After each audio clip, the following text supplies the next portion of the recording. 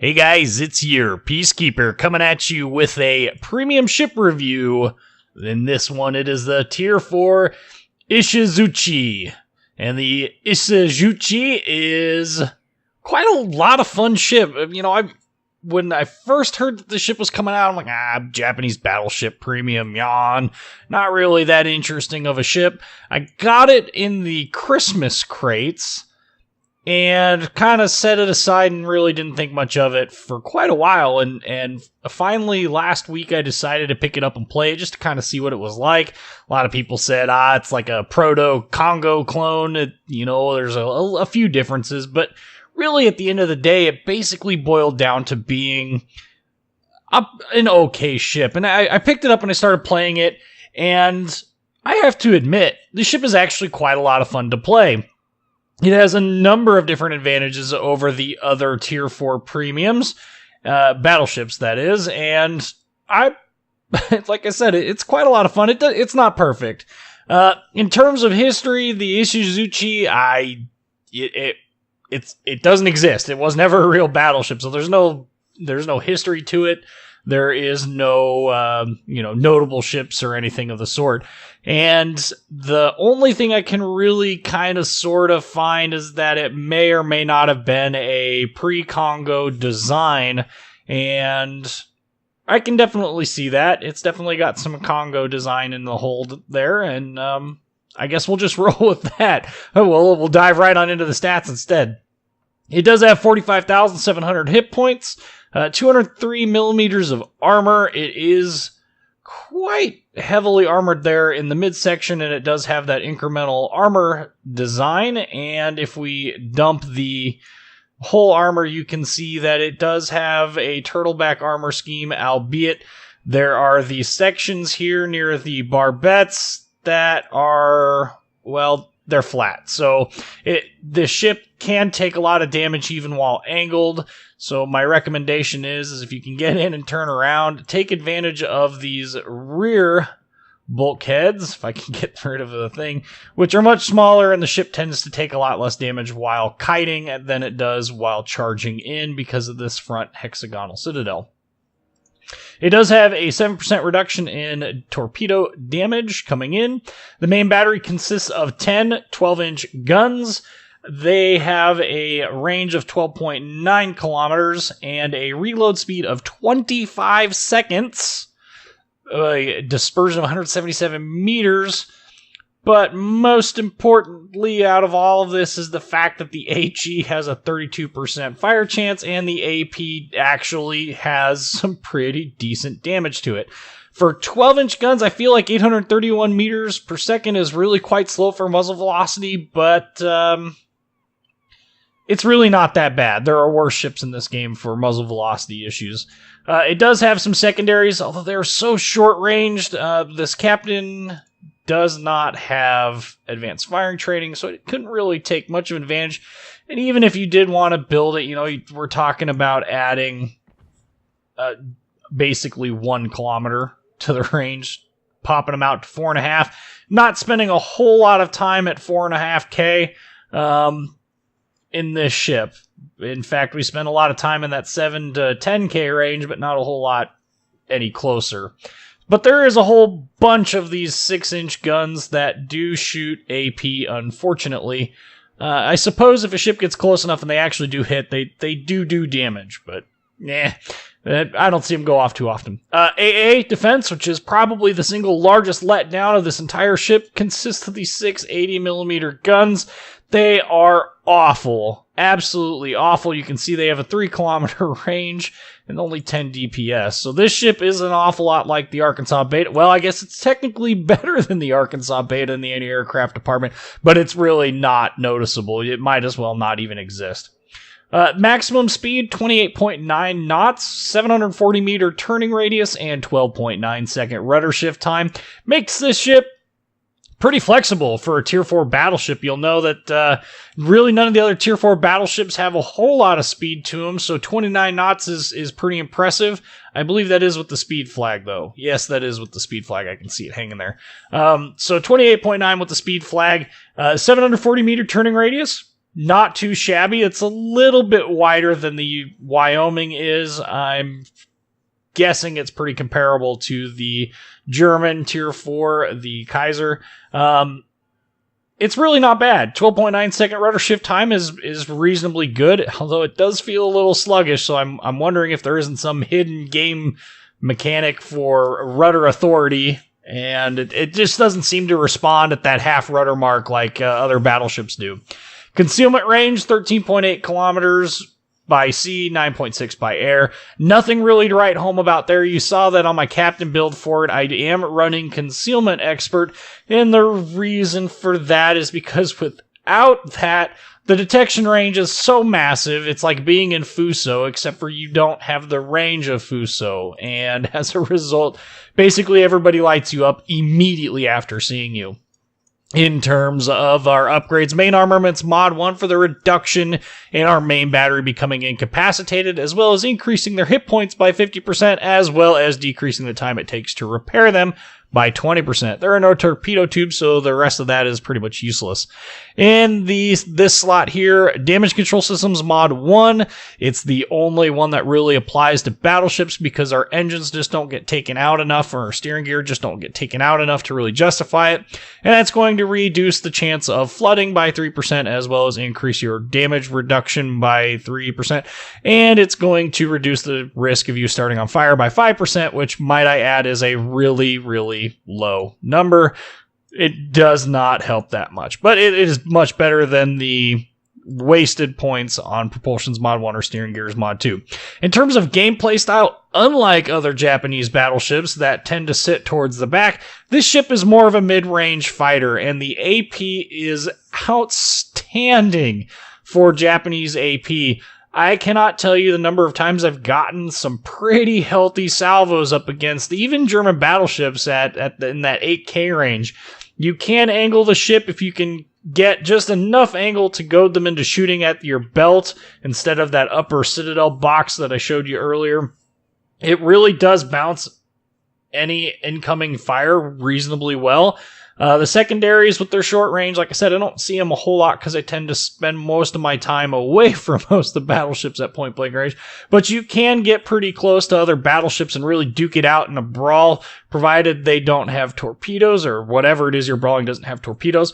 One of the fun things I found that this ship is quite capable of, much like the New York, much like the Wyoming, if you do get a broadside cruiser, there's a very high likelihood you will just flat delete it from the game, which is by far one of the most satisfying aspects of this ship. Anyway, enough of me talking about it. It's time for that battle video. Alright, so this map is Ring. This is the second time that I've played on Ring since it has been added to the game. It is a new map that has been added to the game, and I can't help but look at the map design and go, they took everything out of New Dawn that made New Dawn great, and they just kind of are like, toss.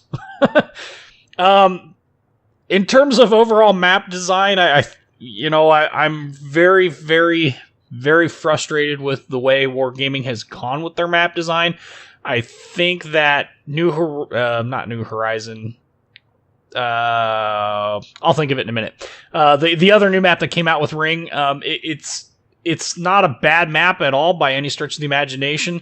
I do enjoy the fact that it gives you a lot of hard cover to play around. And if you've watched my channel, you'll know that one of the things that I absolutely hate about this game is that all of the high tier maps are all basically open ocean. And so to bring that same mantra down to the lower tiers just promotes camping, and you'll see it in this match. God, it is so frustrating to play a game and basically get zero support because your entire team, as soon as they got into contact with something, went 180 degrees and bailed on you. And it's like, why did you stop? If we would have just kept going, we would have steamrolled these guys. If I would have had support, we could have just walked all over them. And you'll see it here. You'll see them going to the south, and that's because islands cover.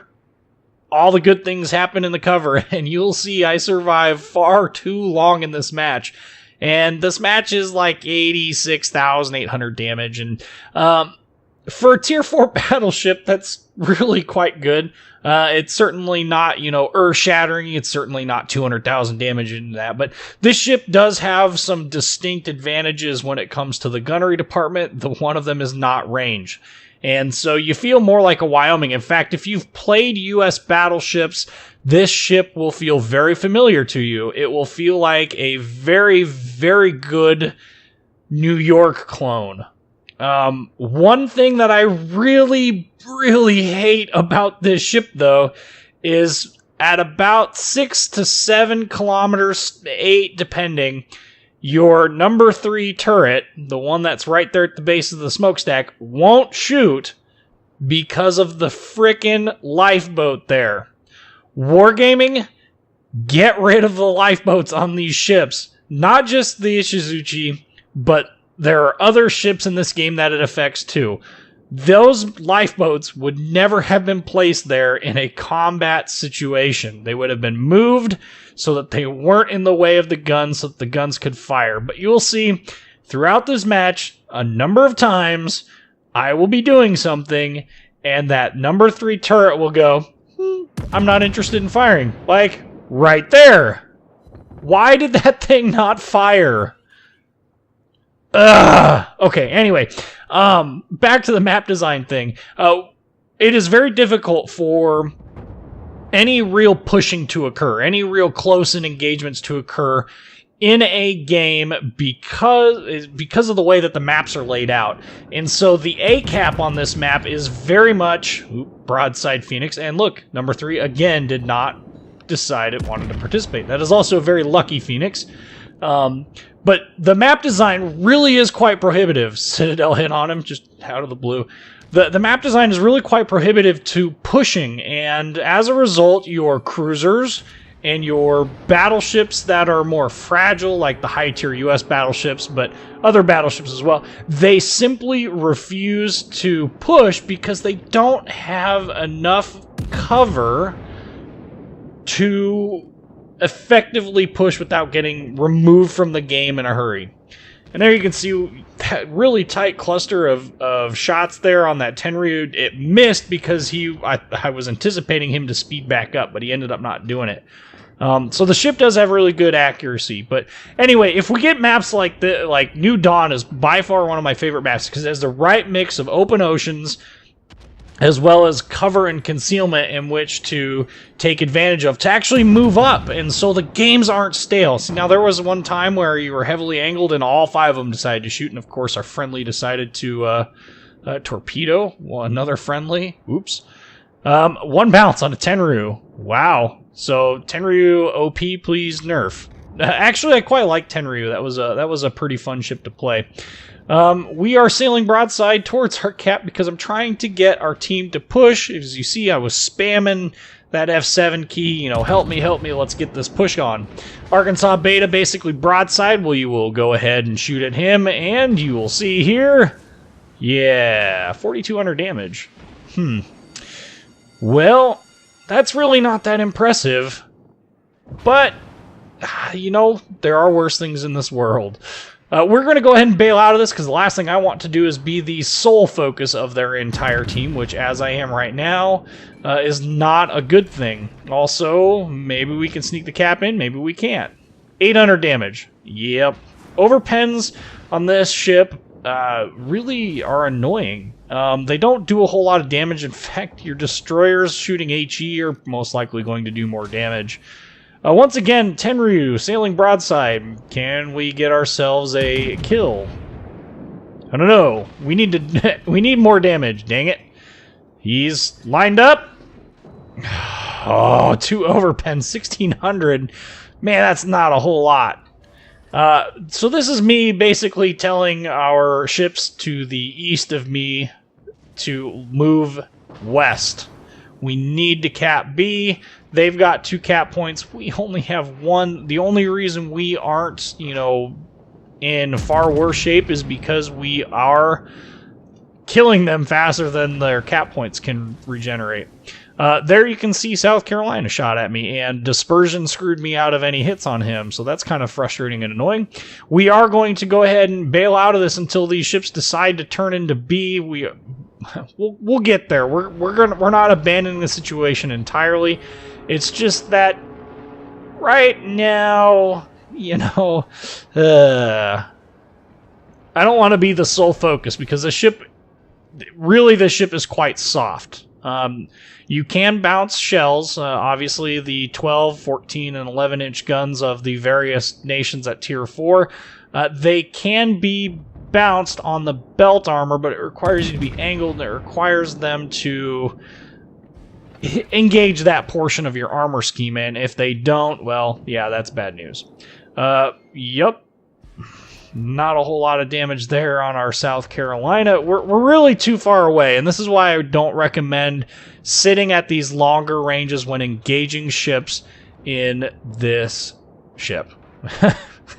I definitely recommend, you know, the closer in you get, the more accurate it gets. So you really do need team support to actually take advantage of it. Tenryu, screwed by dispersion. All right, well, I guess we'll go into the cap. I was really hoping these cruisers would just suddenly pop out because, quite honestly, none of their ships are actually paying any attention to me. Arkansas beta coming out backwards. If you're not familiar with the beta, it was only available to those who participated in the closed beta. I have one. It is relatively fun. The only thing that it differentiates it from any other Wyoming is the fact that it has all of the equipment slots. And we're about to watch an Asau get deleted. It is a stock hull Wyoming, though, so it lacks in other areas. Most notably anti-aircraft. There's the Nassau dying. Dang it. So the teams are starting to even up. In fact, we've got a 1-point lead. Not a good sign. And once again, all of these battleships are still hanging off to the side. This is why I get so frustrated in these games. In fact, while searching for a halfway decent game, I couldn't help but notice that the repeated theme amongst my teammates was, oh my goodness, my ship has gotten a scratch on it. No, folks, you need to make up your mind. If you're in a battleship, your job is to tank, and there are ways to tank that do not adversely affect your ability to do damage. There we overled that Katori. Goodness gracious, that would have been nice the way that those were set up. Had they actually hit, we probably would have dev struck him and removed him from the game. We'll catch him here later, so I'm not terribly worried about it, but kind of fishing around. The other nice thing is 25 seconds to reload those guns. Yep, that comes up real quick and is really handy. And for a battleship at this tier, it's a pretty good reload speed. Alright, so Mr. Katori. Again, 4 guns. Oh my goodness. 3,200 damage all over pens. Goodness gracious. And now we are starting to actually take some fire again. We're starting to get concentrated on. I'm not really enjoying the feeling of being the center of attention. I don't mind having some attention, but a lot of cruisers firing at a battleship will cause a lot of headache and heartache. And 3,200 more damage. God dang it. Oh, I'm getting kind of screwed here by RNG. That's all right. And we took a fairly large hit there from that South Carolina or Kaiser. I don't know which one it was, but it was enough. It took off a fairly decent chunk of hit points. Not terribly happy about that. Well, we need to kill something. We need to get these ships out of this fight. And there we go. Shot out. Can we kill the Kaiser? No! 2,600 damage. 3 of the shells broke. As I said before, you know, the long-range gunnery on this ship is really nothing to write home about. And the shells, one of the other downsides, they have a nasty tendency to break, especially at longer ranges. I don't think they have enough oomph to actually penetrate before they break. And I'm assuming that's because low-tier Japanese shells suck. Their AP shells are just terrible. Yeah, we'll just go with that. Svetlana! Can we kill a Svetlana? As we're running away here to try and repair up before we take too much damage. Again, you'll see I'm spending... No, we won't. 800 damage. As you can see, I'm spending a lot of time kiting in that. like I said, the ship seems to take less damage while kiting than it does while advancing, and I think a large reason for that is because of the way the armor scheme is laid out. And we now have 3 caps, although they are contesting the... Oh, Tenryu, yes. Please open up and go broadside to me. We finally managed to get a 10-gun salvo, and... Good night. We got a dev strike on that. I'll take it. I'll take it. We're going to put the fire out right away because we are too low on our hit points, and we can sit here in WASD for a little bit and take advantage of the time here to repair back all of our damage. And they're talking about Katori. Not played my Katori. I have it. Not played it, but look at this shot dispersion. Pretty good tight shot dispersion. And just 2 shell hits. It'd been nice if that would have been more than 2 out of that group, especially since it looked like we were going to get more. We are down on points, however, we are rapidly coming back. Kuma, I don't know why you turned into me there, but whatever. Now we are far enough away that we do need to turn back in. We do have the Svetlana here, so we are going to shoot at him as we begin our turn back in, hoping. Oh, overlet him just a little bit too much. Also a little bit too deep on the trajectory there, so probably wouldn't have hit him anyway had I led him correctly with the correct speed, but now we need to turn back in because we've got to engage. And you can see there's a lot of yo-yoing going on here with this. It would be nice if my team would push up. I'm the last remaining battleship, unfortunately. And so that means we've got to be very careful about who, where, and how we engage. We're stealthed up here, so we do have the opportunity to take advantage of any of these ships. I'm singling out the South Carolina because he's relatively low on hit points. He's visible, so I can actually aim the shells at him. And... 2 pens and an overpen, resulting in 3,200 damage. No, why? I realized in the first part of this video I said that the ship is known to do pretty decent damage. Well, I guess I'm making a liar out of me in this match, right? No, in truth, the ship does do quite a good bit of damage at closer ranges. You know, here we are, we're shooting at longer ranges, so we're not getting a whole lot of pens. The AP just doesn't have the oomph to really punch through the armor. We are up to 55,477 damage, so we got about 30,000 damage to go. Svetlana here kills off our Katori, who for some odd reason decided it was a good idea to basically suicide. Can we finish him off? No! 2,400 hit points. Oh my goodness. He's got more than that. He's got 3,500 hit points, but we only did 2,400 damage. And of course, because there are a whole boatload of battleships over here, the last thing I want to do is sit broadside to any of them. Shot out. Will it kill him? Come on. You what, mate? 820 damage. And we missed. What? This is so unfair. Yeah, I wish that the secondaries went 6K. They don't. Keep trying. Okay, another salvo out. Surely we'll kill him this time. No! 20 hit points. Yes, you see that right? 20 hit points. All right, we finally put him out of his misery. And, well, we managed to kill off that South Carolina. We got this Kaiser over here. We really need to get picky about who we're shooting at. I don't know why he's shooting at that Wyoming at the moment. We really need to sink this Arc Beta. He is the lowest hit point of the ones that are in range. We still have 3 cap points, so we are rolling up the numbers here. And so long as people don't die, we should be pretty good to go for the win. So... first salvo out on the Arkansas Beta, and you can see the number 3 turret again failed to fire.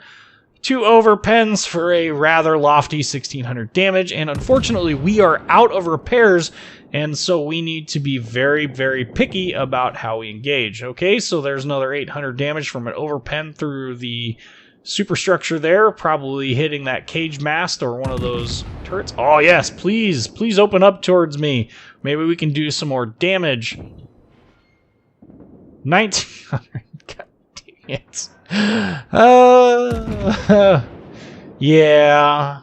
This is like death by 1,000 pinpricks. I can see why a lot of people recommend using the HE on the ship. We are now going to kite as far away from all of this crap as we can. One last parting salvo here at the Arc Beta. Maybe, just maybe, I can duck behind this island before it becomes too much of a problem. Oh, that should have done about 4k damage. And it is just myself and this Kuma left. They are capping D, however, I am not terribly worried about that. I am more worried about dying. The Kuma is engaging the Wyoming. He really should be engaging that Kaiser. Got less hit points. I guess. Whoa! We're getting lucky here.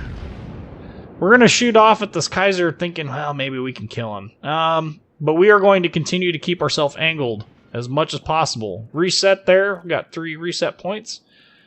And just letting our Kuma know that if we stay alive, we will win this battle because we have a sufficient points lead. However, both of us are so low on hit points, there's no way we could possibly stay alive through all this. He checks in that he's good to go. Their battleships haven't been shooting at me, so, well, we'll just go ahead and keep engaging because they are well within my detect range. 2,600 damage there. And up there, 6,000. See? You can do good damage with it. 6,080 damage in that one hit. So total damage about 9k. We dang near took him out of this fight entirely. Unfortunately, he's almost... Oh, we're almost dead. He's almost completely out of range of his guns and my guns, and so it's getting to the point here where basically we just need to kite. Shoot at him one more time, but he's just out of range to where these guns are going to be effective. You can see his guns aren't very effective because the accuracy on the Kaiser is really quite bad. Once you get to the longer ranges, it's not like the Koenig, but after it, which is like a sniper rifle. Wyoming, yeah, that going bow in on a Wyoming, yeah, it don't work. He's not doing a very good job anyway. There's another 6k. And you can see we were at 86,692, 991 points, 995 points. Please stay alive. Please stay alive. Oh my goodness. 999. End the game. We took a hit. We got 276 hit points left. Oh my goodness. Talk about a close game. All right. Well, 86,692 damage, 2 sinks, 3 citadels, dev strike, fireproof, dreadnought, and Confederate. Whew, that's quite a lot. Team score, we 14-21 in base XP. Here you can see our damage report. It's all in AP. Nothing terribly exciting. 2 million potential damage, though, and there is the credit screen. Anyway, the Ishizuchi is a reasonably fun ship, and it is really not expensive right now on the premium shop. I want to say it's like $13. If I scroll down here, I can get it. Yep, $14. If you feel like buying it, not a bad buy. Don't hesitate to pick it up. Anyway, I'm your Peacekeeper. Like, comment, subscribe, and thank you for watching.